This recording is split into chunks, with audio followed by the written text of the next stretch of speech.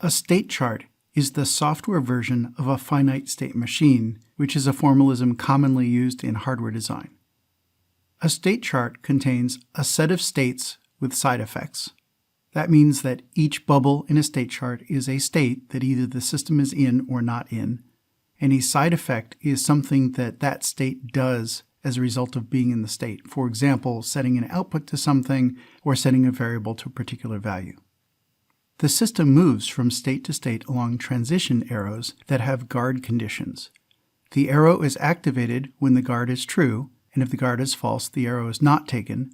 If no guard conditions are true on any arrow in a state, the system stays in that state until a guard condition becomes true. There are some types of finite state machines that permit side effects on the arrows, but we're going to avoid those because we found in practice it leads to messy code that is more difficult to understand.